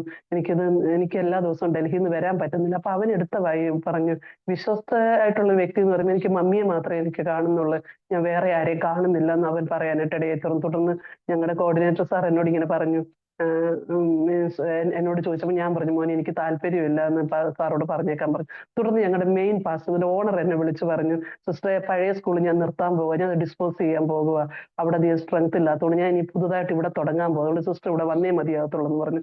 എനിക്കറിയാം, കാരണം ഞങ്ങളുടെ അവിടെ സമയത്തുണ്ടായിരുന്ന പ്രിൻസിപ്പൾ എന്ന് പറയുന്നത് MPhil, B.Ed അങ്ങനെ ഒത്തിരി കോഴ്സ്, MA, MPhil ഡിഗ്രികളുടെ വലിയ ഒരു എന്താ അതിന്റെ വലിയൊരു സമ്മേളനത്തിന്റെ ഇടയ്ക്ക് നിന്നാണ് ഒരു BTC-കാരിയായി എന്നെ അവർ സെലക്ട് ചെയ്യാനായിട്ട് ഇടയിൽ തീർന്നു. അവരൊന്നേ എനിക്കുള്ള ഒരു ക്വാളിറ്റി അവർ കണ്ടത് എന്റെ ഡിഗ്രീസ് അങ്ങനെ ഒന്നും അല്ല. അവർ ആഗ്രഹിച്ച ഒരു ഹോണസ്റ്റ് ആയിട്ടുള്ള ഒരു വ്യക്തി ഞങ്ങൾക്ക് വേണമെന്ന് അവർ ആഗ്രഹിച്ചത്. അത് തുടർന്ന് അവസാനം ഞാൻ പിന്നെ സമ്മതിക്കേണ്ടതായിട്ട് വന്നു. ഞാനവിടെ 2023 മെയ് 18 എന്നെ ഞങ്ങളുടെ കോർഡിനേറ്റർ സാർ കൊണ്ടുപോയി ഇൻചാർജ് ഏൽപ്പിച്ചതിന് ശേഷം ഞാൻ 40 days ഞാൻ ഫാസ്റ്റ് ചെയ്യാനായിട്ട് ഇടയായി തുറന്ന് വളരെ, കാരണം എനിക്കറിയാം ഒത്തിരി ഒരു വെല്ലുവിളികളെയൊക്കെ ഞാൻ കാരണം നേരിടേണ്ടി വരുമെന്ന്. കാരണം പഴയ സ്കൂളിലെ പ്രിൻസിപ്പളൊന്നും അവർ അടങ്ങിയിരിക്കത്തില്ല. കാരണം എനിക്ക് ഇൻചാർജ് തന്നതുകൊണ്ട് അവരെല്ലാം അതുവരെ ഞാൻ ഒത്തിരി ഹെൽപ്ഫുൾ ആയിട്ട് നിന്നതാ മാമിന്റെ അടുത്ത്. കാരണം ഒത്തിരി ടീച്ചേഴ്സിന്റെ കംപ്ലൈന്റുകളൊക്കെ വരുമ്പോൾ ഞാൻ നേരിട്ട് പുള്ളിക്കാരിയോട് ചെന്നത് പറയുകയും പുള്ളിക്കാരി അതിനെ, കാരണം ഞാനിപ്പോ ട്യൂഷൻ പഠിപ്പിക്കുമ്പോൾ തെറ്റുകളൊക്കെ ടീച്ചേഴ്സിന്റെ കാണുമ്പോൾ ഞാൻ മാമിനോട് പറയും, മാം അത് കറക്റ്റ് ചെയ്യണം എന്നൊക്കെ പറഞ്ഞ് ഞാൻ അവരൊത്തിരി ഹെൽപ്പ് ചെയ്യായിരുന്നു. പക്ഷെ ഞാൻ ഇങ്ങനെ ഒരു തീരുമാനം എടുത്തതിന് ശേഷം അവർ ടോട്ടലി എനിക്ക് വിരോധമായി തീർന്നു. എനിക്ക് ഒത്തിരി കാരണം എന്നെ അവിടെ നിന്ന് മാറ്റാൻ വേണ്ടി അവർ ഒത്തിരി കാര്യങ്ങൾ, കാരണം ആക്ച്വലി ഞാൻ ആഗ്രഹിച്ചതല്ല, പക്ഷെ ദൈവം അങ്ങനെ പക്ഷെ ആ സമയത്ത് എന്നോട് പല ദൈവദാസന്മാർ പറഞ്ഞിട്ടുണ്ട്, പ്രിൻസിപ്പളിന്റെ ഒരു കസേര ഇരിക്കുന്നവർക്കാണ്. ഞാൻ ഓർത്ത് കർത്താവ് പക്ഷെ സ്വന്തമായിട്ട് പിന്നെ സ്കൂൾ തുടങ്ങാനായിരിക്കും. കാരണം വല്ലവരുടെയും സ്കൂളിൽ എന്തായാലും BTC-കാരി എന്നെ പ്രിൻസിപ്പളിന്റെ കസേരയിൽ എന്തായാലും ഇരുത്തത്തില്ല. അപ്പൊ പക്ഷെ ദൈവം അത് പൂർത്തീകരിക്കാനായിട്ട് ഇടയായി തീർന്നു. കർത്താവ് അന്നേരം നഴ്സറി മുതൽ ക്ലാസ് 2 വരെയായിരുന്നു ഞാൻ അതിന്റെ ചാർജ് എടുക്കുന്ന സമയത്ത്. അതിനുശേഷം ഞാൻ അങ്ങനെ എന്റെ ജീവിതത്തിൽ പിന്നെ അത് കഴിഞ്ഞൊരു ഒക്ടോബർ 1 ഞാൻ ഭയങ്കര ഒരു പരിശോധന ഘട്ടത്തിലൂടെ എനിക്ക് കടന്നു പോകേണ്ടതായിട്ട് വന്നു. 1 ഞാൻ ആരാധന കഴിഞ്ഞ് രാത്രി സമയത്ത് ഞാൻ ജസ്റ്റ് അടുക്കളയിലേക്ക് ഒന്ന് ഓടിപ്പോകുന്ന സമയത്ത് ഞാനൊന്ന് കാലിന്റെ സ്ലിപ്പായി, ഞാൻ മാറ്റ് കയറി ചവിട്ടിയതാണ്, സ്ലിപ്പായി വീണ സമയത്ത് എന്റെ കാലിൽ നിന്ന് എല്ലൊടിയെന്ന് വെച്ച് ഞാൻ കേട്ടു. എന്റെ കാലിന്റെ മുട്ടിന് താഴോട്ടുള്ള രണ്ട് എല്ലുകൾ, ടിബിയ, ഫിബില രണ്ടും ഫ്രാക്ചറായി. സത്യം പറഞ്ഞ 24 മണിക്കൂർ പോരാ എന്ന് പറഞ്ഞ് ഓടി നടക്കുന്നതിന്റെ മധ്യത്തിൽ പെട്ടെന്ന് എനിക്ക് ഇങ്ങനെ എനിക്ക് ഒരിക്കലും, കാരണം ഈ രണ്ടും രാവിലെ സ്കൂള്, ഉച്ചയ്ക്ക് അത് കഴിഞ്ഞ് ട്യൂഷൻ, ഇതേ കഴിഞ്ഞിട്ട് പിന്നെയാണ് ബാക്കി സമയങ്ങൾ ഞാൻ രാത്രിയിൽ ഒരു സൂം മീറ്റിങ്ങുകളിൽ ഞാൻ പങ്കെടുക്കുകയൊക്കെ ചെയ്യുന്നത്. കർത്താവ് എനിക്ക് തന്നിരിക്കുന്ന വചന വെളിപ്പാടുകളാണ് കർത്താവ് എനിക്ക് തന്നിരിക്കുന്ന ഏറ്റവും വലിയ ഗിഫ്റ്റായിട്ട് കർത്താവ് തന്നിരിക്കുന്നത്. അതിനോടുകൂടെ തന്നെ കർത്താവിന് എഴുതാനും ചില പാട്ടുകൾ എഴുതാനും ഒക്കെ കർത്താവ് എന്നെ, പക്ഷെ എനിക്കിതൊന്നും സമയം മതിയാകാതെ ഞാൻ പലപ്പോഴും കർത്താവിനോട് കരയാറുണ്ട്. കർത്താവെ, എന്റെ 5 താലന്ത് തന്നെങ്കിൽ എനിക്ക് 5ഉം വ്യാപാരം ചെയ്യാൻ കഴിയുന്നില്ലല്ലോ കർത്താവെ, ഞാൻ ദുഷ്ടദാസി എന്നുള്ള പേര് കേൾക്കേണ്ടതായിട്ട് വരുമോ എന്നൊക്കെ ഞാൻ കർത്താവിനോട് നിരന്തരം കരയുന്നതായിരുന്നു. അതിന്റെ മധ്യത്തിൽ കർത്താവ് എനിക്ക് ഒരു ഷോർട്ട് പീരീഡ് ഓഫ് ടൈം കർത്താവ് എനിക്ക് റെസ്റ്റ് തന്നു. പക്ഷെ എന്ന് വേണമെങ്കിൽ ഞാൻ അന്ന് പകല് ഞാൻ ഇങ്ങനെ മോനോട് ഇങ്ങനെ പറഞ്ഞു, മോനെ ഞാൻ പാസ്റ്ററോട് പറയാൻ പോയി, എനിക്ക് കുറച്ച് ആത്മീയ കാര്യങ്ങളിൽ. അപ്പൊ ഞാനിങ്ങനെ പറഞ്ഞു, മോനെ 52 വയസ്സായി, ഇനി എന്നാ കർത്താവിന് വേണ്ടി നിൽക്കുന്നത്? എനിക്ക് കർത്താവിന് വേണ്ടി കൂടുതൽ പ്രയോജനപ്പെടണം. ഞാൻ ഫുൾ ടൈം മിനിസ്ട്രിക്ക് വേണ്ടി ദൈവസന്നിധി തീരുമാനം എടുത്തതാ. എന്നാലും എനിക്കിങ്ങനെ ഞാനങ്ങ് ജസ്റ്റ് ഒന്ന് പഠിപ്പിക്കുക, ഇതെനിക്ക് ഓവറായി പോകുന്നു സാറ്. ചില മീൻസ് ഇങ്ങനെ ഭയങ്കര ഇങ്ങനെ ഒത്തിരി നല്ല ഒരു രീതിയിലുള്ള സ്കൂൾ ആരംഭിച്ചത്. അപ്പൊ അതിന് ഞാൻ ഒത്തിരി അങ്ങ് ഫുള്ളി ഞാൻ ഇൻവോൾവ് ആവേണ്ടതായിട്ട് വരുന്നു. എനിക്ക് അത്രത്തോളം സമയം കൊടുക്കുമ്പോൾ എന്റെ ആത്മീയ കാര്യങ്ങൾ ഞാൻ രാത്രി സമയങ്ങളിലാണ് മീറ്റിങ്ങുകളിൽ പങ്കെടുക്കുന്നത്. കർത്താവ് എനിക്ക് തരുന്ന മെസ്സേജസ് പറയുന്നത് ഞാൻ തന്നെ കണ്ടിന്യൂസ് ആയിട്ട് ഇപ്പം 12 to 1 ഞാനൊരു കർത്താവിനോട് കൂടെ ഒരു നാഴിക എന്ന ഞാനൊരു മിഡ് നൈറ്റ് പ്രെയർ ഞാൻ നടത്തുന്നുണ്ട്. അതായത് കർത്താവ് തന്റെ ശിഷ്യന്മാരോട് പറയുന്ന, ഒരു നാഴിക എന്നോട് കൂടെ ഉണർന്നിരിക്കാനായിട്ട് സാധിക്കുന്നില്ലേ എന്ന് ചോദിച്ച് ആ വചനം എന്റെ ഹൃദയത്തോട് ഇടപെടാനായിട്ട് ഇടയത്തർ. ഞാൻ ഇങ്ങനെ ഡെയിലി ഞാൻ 12 to 1 ആ മീറ്റിംഗ് നടത്തിയതിന് ശേഷമാണ് ഞാൻ ഇന്നലെ രാത്രിയിൽ ഞാൻ ഉറങ്ങാനിരുന്നു. വേറൊരു കാര്യം എന്ന് വെച്ചാൽ, ഞാൻ ഇന്നിപ്പം ഇവിടെ ഇരിക്കുന്നതെന്ന് പറഞ്ഞാൽ എന്റെ ചുറ്റും സാധനങ്ങൾ ഇരിക്കുകയാണ്. ഇന്നലെ രാത്രി 10 മണിക്ക് ഞങ്ങൾ വീട് ഷിഫ്റ്റ് ചെയ്ത് ഞങ്ങൾ ഇങ്ങോട്ട് വന്നത്. നേരത്തെ താമസിച്ചിരുന്ന വീട്ടുകാർ വേഗം മാറണമെന്ന് പറഞ്ഞു. അതുകൊണ്ട് പെട്ടെന്ന് കഴിഞ്ഞ ദിവസങ്ങളിൽ ഇന്നലെ രാത്രി 10 മണി വരെ ഷിഫ്റ്റിങ്ങും കാര്യങ്ങളൊക്കെ ആയിരുന്നു. ഞാൻ ഇടയ്ക്ക് നിർത്തിയല്ലോ. ഞാൻ അങ്ങനെ ഒക്ടോബർ 1-ാം തീയതി ഞാനിങ്ങനെ വീഴാനായിട്ട് ഇടയെ തീർന്നു. വീണ് അന്ന് രാത്രി നോക്കുമ്പം അതുവരെ എനിക്ക് BP ഹൈ അല്ല, ഷുഗർ ഇല്ല, ഒന്നുമില്ല. ഞാൻ നോർമൽ ഒരു പേഴ്സൺ ആയിരുന്നു.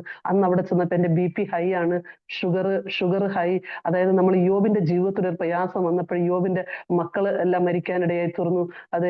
അവന് ശബായര് വന്നു, കൽദയര് വന്നു, അവനുള്ള നന്മകളെല്ലാം കൊണ്ടുപോയി എന്നൊക്കെ നമ്മൾ യോബിന്റെ പുസ്തകത്തിൽ വായിക്കുന്നത് പോലെ എന്റെ ജീവിതത്തിൽ എനിക്ക് അങ്ങ് ഒത്തിരി പ്രയാസങ്ങൾ. ഇതുവരെ അപ്പൊ ഒരു ഡയബറ്റിക് എന്നൊക്കെ പറഞ്ഞാൽ ഭയങ്കര ഹൈ ഡയബറ്റിക് ആയിട്ട് നിൽക്കുകയാണ് ഞാൻ ഒത്തിരി തകർന്നു ആ സമയത്ത്. തുടർന്ന് 4-ാം തീയതി ഡോക്ടർ പറഞ്ഞു ഓപ്പറേഷൻ കൂടാതെ ശരിയാകത്തില്ല എന്ന് പറഞ്ഞു. ഓപ്പറേഷൻ ചെയ്ത് 2 സ്റ്റീൽ ഇപ്പൊ എന്റെ കാലിൽ കിടക്കുകയാണ്. 2 സ്റ്റീൽ ഇടാനായിട്ട് ഇടയായി തീർന്നു. ഏകദേശം 20-ാം തീയതി വരെ ഞാൻ ഹോസ്പിറ്റലായിരുന്നു. അവസാനം മുറി ഉണങ്ങുന്നില്ല. ഉണങ്ങാതെ വന്നപ്പോൾ അവർ പറഞ്ഞു 2ാമത് റീസ്വിച്ചറിങ് ചെയ്യണമെന്ന് പറഞ്ഞു. അപ്പൊ നമ്മുടെ വിശ്വാസിയായിട്ടുള്ള ഒരു സിസ്റ്ററാണ് അവിടെ മെഡിക്കൽ കോളേജിലെ നഴ്സിംഗ് സൂപ്രണ്ടായിട്ടുള്ളത്. അപ്പം സിസ്റ്റർ പറഞ്ഞ് വേണ്ട, അവരെ വീട്ടിൽ വിട്ടാൽ മതി, ഇവര് വീട്ടിൽ ചെന്ന് നല്ല ഫുഡൊക്കെ കഴിച്ചു കഴിയുമ്പോൾ അത് ശരിയായിക്കോളും എന്ന് പറഞ്ഞ് വീട്ടിൽ വിട്ടു.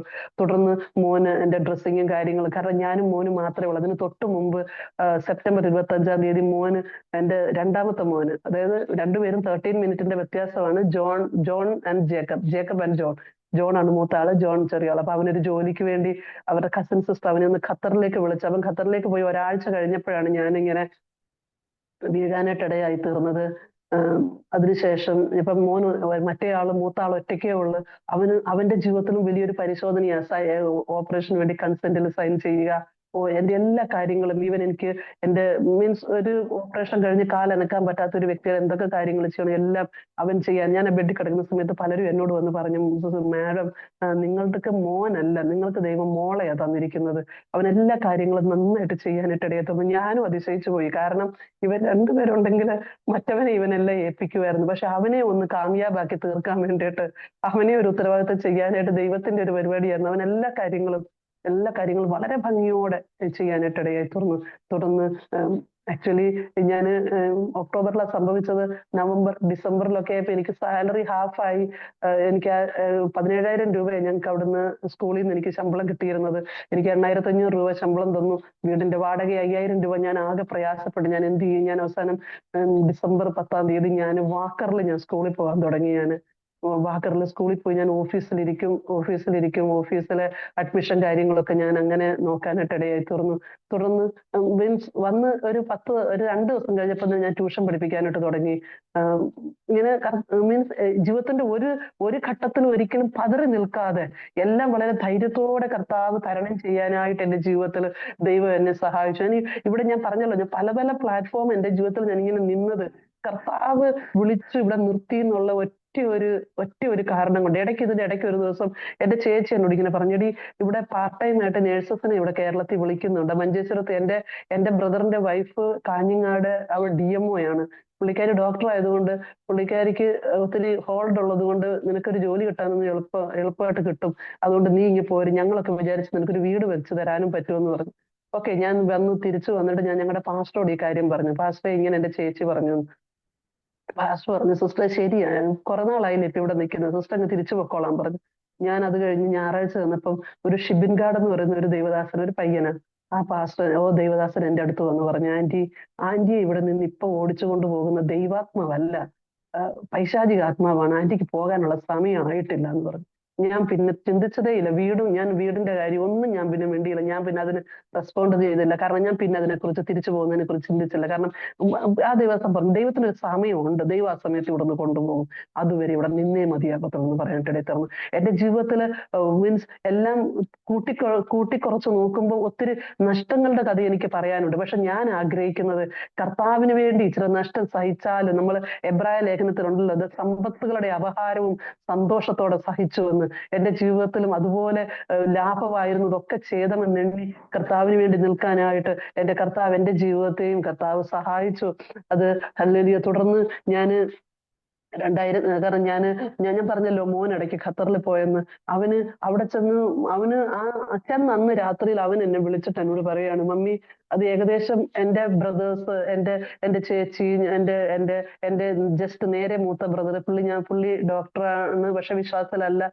പുള്ളിയൊക്കെ എന്നെ ഫിനാൻഷ്യലി ഹെൽപ്പ് ചെയ്തിട്ടാണ് അവൻ അവിടെ ചെന്നത്. അവിടെ ചെന്ന് കഴിഞ്ഞ സമയത്ത് അവൻ എന്നെ വിളിച്ചു പറയാം, മമ്മി, ഇന്ന് ഞങ്ങളുടെ ദേവദാസൻ എന്നോട് പറഞ്ഞു, ഇവിടെ ഭയങ്കര ടൈറ്റ് ആയിട്ടുള്ള ഒരു സാഹചര്യമാണ് ഫിഫ വേൾഡ് കപ്പ് കഴിഞ്ഞതിന് ശേഷം.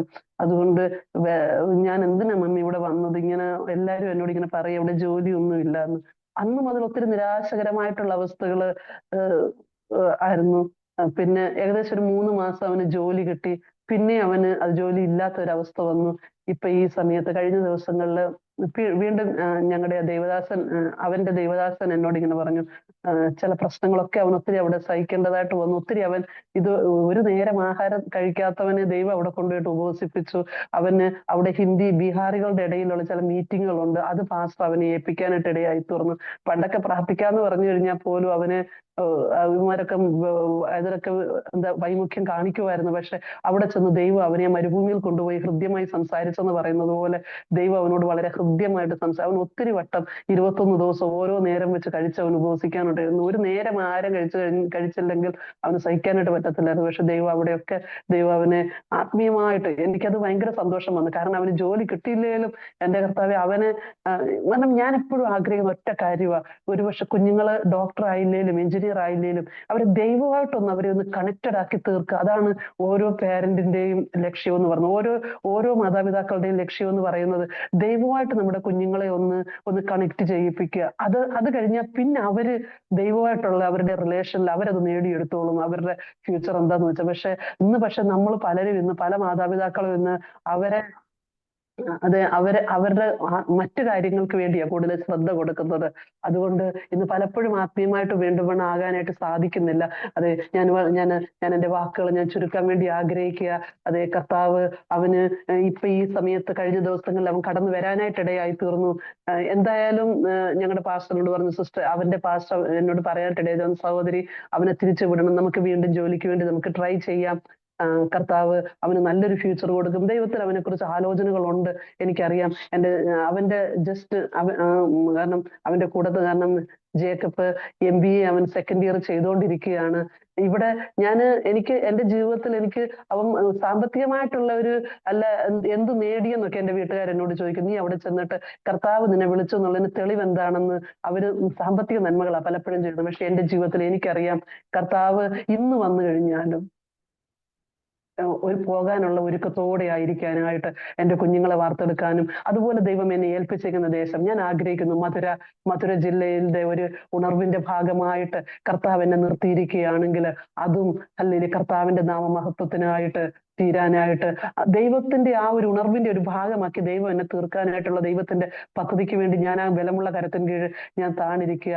കർത്താവ് വാസ്തവമായും നമ്മുടെ ഓരോരുത്തരുടെയും ജീവിതത്തില്, കാരണം ഇവിടെ ജീവിതത്തിന്റെ നമ്മൾ ടോട്ടലി വെച്ച് നോക്കുമ്പോൾ ഒരുപക്ഷെ ഞാൻ ചില സമയത്ത് ഞാൻ ചിന്തിച്ചിട്ടുണ്ട്, പലപ്പോഴും മറ്റുള്ളവരുടെ നെഗറ്റീവായിട്ടുള്ള ഓരോ വാക്കുകളെ കേൾക്കുമ്പോൾ ഞാൻ ഇങ്ങനെ ചിന്തിച്ചിട്ടുണ്ട്. പക്ഷെ എനിക്കൊന്നറിയാം, ഞാൻ എൻ്റെ കർത്താവ് എന്നെ കൊണ്ടുവന്നെങ്കിൽ ദൈവത്തിന് ഏറ്റവും നന്നായിട്ട് കാര്യങ്ങളെല്ലാം ക്രമീകരിക്കാനായിട്ട് എൻ്റെ ദൈവത്തിന് പറ്റുമെന്ന് ഞാൻ വിശ്വസിക്കുക. കർത്താവ് ഇത്രത്തോളം നിലനിർത്തി തുടർന്നും ഞാൻ പറഞ്ഞല്ലോ, കർത്താവ് എന്നെ ഏൽപ്പിച്ചിരിക്കുന്ന ആ താലന്തുകള്, അത് വാസ്തവമായും ദൈവനാമ മഹത്വത്തിനു വേണ്ടി ഒത്തിരി പ്രതികൂലങ്ങളുടെ മധ്യത്തില ഞങ്ങളുടെ ചർച്ചിൽ ഇപ്പോഴും 5 പേരുടെ പേരിൽ ഇപ്പോഴും കേസ് നടക്കുകയാണ്. ഇവിടെ അവരെ 10-18 ദിവസം ജയിലിലിട്ടു. ഒത്തിരി പ്രതികൂലങ്ങളുടെ മധ്യത്തിലായി ഉത്തർപ്രദേശിലായിരിക്കുന്നത്. എങ്കിൽ അവിടെയും ഈവൻ ഇവിടെ ഇപ്പം മിഷണറി സ്കൂൾ നടത്തുക എന്ന് പറയുന്നത് പോലും വളരെ റിസ്കി ആയിട്ടുള്ള ഒരു കാര്യമാണ്. കാരണം കഴിഞ്ഞ പ്രാവശ്യം ഞങ്ങളുടെ സ്കൂളിൽ നിന്ന് പല പിള്ളേരും മാറിപ്പോയി. ആമേൻ പറയുന്ന സ്കൂളിൽ ഞങ്ങൾ പിള്ളേരെ പഠിപ്പിക്കത്തില്ല എന്ന് പറഞ്ഞ് മാറാനായിട്ട് ഇടയായി തീർന്നു. എങ്കിൽ ഇതിന്റെ ഒക്കെ മധ്യത്തില് ദൈവം എന്നെ ഏൽപ്പിച്ചിരിക്കുന്ന ആ താലന്ത്, ദൈവം എന്നെ ഏൽപ്പിച്ചിരിക്കുന്നത് എന്തോ അത് വ്യാപാരം ചെയ്യാനായിട്ട് ഞാൻ കർത്താവിന്റെ കരത്തിലേക്ക് ഞാൻ എന്നെ തന്നെ ഏൽപ്പിച്ചു കൊടുക്കുക. എൻ്റെ കുഞ്ഞുങ്ങളും അതെ, അവരും ഈ നോർത്ത് ഇന്ത്യയിലോ കർത്താവ് എവിടെയാ കർത്താവിന്റെ ലോകപ്രകാരമുള്ള ജോലികളോ അതൊക്കെ കർത്താവിന്റെ തക്ക സമയത്ത് ദൈവം കൊടുക്കട്ടെ. എങ്കിലും ദൈവം ഏൽപ്പിച്ചിരിക്കുന്ന ആ ആത്മീയ ശുശ്രൂഷ കർത്താവ് എന്നോട് പറഞ്ഞത് അത് ദൈവത്തിൽ നിന്ന് മുഖം തിരിച്ചു നിൽക്കുന്ന ഒരു കൂട്ടത്തെ കർത്താവിലേക്ക് തിരിക്കാനുള്ള ഒരു ശുശ്രൂഷ ഞാൻ നിന്നെ ഏൽപ്പിച്ചിട്ടുണ്ടെന്ന് ദൈവം എന്നോട് പറയാനായിട്ടിടയായി തുറന്നു.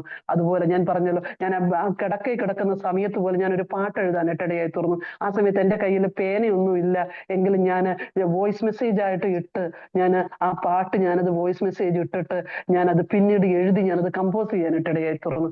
കർത്താവ് ഓരോ പ്രതികൂലങ്ങളുടെ മധ്യത്തിലും നമ്മൾ അത് തളർന്നു പോകാതെ താളടിയായി പോകാതെ കർത്താവിന്റെ ജീവിതത്തിൽ നിലനിർത്തിയ കർത്താവിന്റെ എല്ലാ അവസ്ഥകൾക്കുമായിട്ട് എൻ്റെ കർത്താവിനെ സ്തുതിക്കുകയും മഹത്വപ്പെടുത്തുകയും ചെയ്യുകയാണ്. പ്രിയപ്പെട്ടവരെ, എന്റെയും ജീവിതത്തിൽ എനിക്കും എൻ്റെ അനുഭവത്തിലൂടെ എനിക്ക് പറയാനുള്ളത്, എവിടെ നമ്മൾ ഏറ്റവും വലിയ പ്രശ്നങ്ങൾ നമ്മൾ അനുഭവിക്കുന്നുണ്ടോ അവിടെ ദൈവം ഏറ്റവും ശ്രേഷ്ഠമായിട്ട് നമ്മെ നടത്തും. കാരണം ഞാൻ എപ്പോഴും മോനോട് പറയും, മോനെ എന്നോട് പറഞ്ഞു, മമ്മി ഇന്ന ആൾ എന്നോട് പറഞ്ഞു നീ എൻ്റെ അടിമയാണെന്ന് പറഞ്ഞു. അവന്റെ ഒരു സീനിയർ ആയിട്ടുള്ള വ്യക്തി. ഞാൻ പറഞ്ഞു, മോനെ നീ അടിമയാണെന്നല്ലേ പറഞ്ഞുള്ളു, പക്ഷെ യോസേഫ് അടിമയായിരുന്നു. അവന്റെ ആ സിംഹാസനത്തിലേക്കുള്ള യാത്രയിൽ അവൻ ആ അടിമ എന്നുള്ള അവസ്ഥയും ആ പൊട്ടക്കിണറും ആ കാരാഗ്രഹവും ഒക്കെ ആ സ്ക്രിപ്റ്റിൽ എഴുതി വെച്ചിട്ടുണ്ട്. ആ അവസ്ഥയിലൂടെ മാത്രമേ അത് നിനക്ക് അവന് ഒരിക്കലും ആ സിംഹാസനത്തിൽ എത്താൻ കഴിയുമായിരുന്നുള്ളൂ. അതുപോലെ നിന്റെ ജീവിതത്തിലും ദൈവം ചില അവസ്ഥകൾ വെച്ചിരിക്കുന്നത് അത് നീ സന്തോഷത്തോടെ നീ സഹിച്ചേ മതിയാകത്തുള്ളൂ. നീ അവിടെ പിറുപിറുക്കരുത്. യോസേഫ് പിറുപിറുത്തായിട്ട് എവിടെയും പറയുന്നില്ല. അത് നീ നിന്റെ ജീവിതത്തിൽ ദൈവം നിന്നെ എത്തിക്കുമെന്ന് എൻ്റെ കുഞ്ഞുങ്ങളോട് എൻ്റെ മോനോട് പറയാനിടയെ തുടർന്നും നമ്മുടെ ജീവിതത്തിൽ എല്ലാ അനുഭവങ്ങളിലും കർത്താവിനെ സാക്ഷിക്കാനായി, പ്രത്യേകിച്ച് ഞങ്ങളുടെ ഇവിടെയുള്ള വേല, ഞങ്ങൾ ചെയ്യുന്ന ഓരോ കാര്യങ്ങളും അതിലെല്ലാം കർത്താവിന്റെ പ്രസൻസിനായിട്ട് 5 ദൈവം തന്നെങ്കിൽ 5 കൂടെ നേടുവാൻ, 2 തന്നെങ്കിൽ 2 കൂടെ നേടുവാൻ പൂർണ്ണമായും കർത്താവിന് വേണ്ടി പ്രയോജനപ്പെടാൻ ഞാൻ എന്നെയും ദൈവീയ കരങ്ങളിലേക്ക് ഏൽപ്പിക്കുക. God bless U.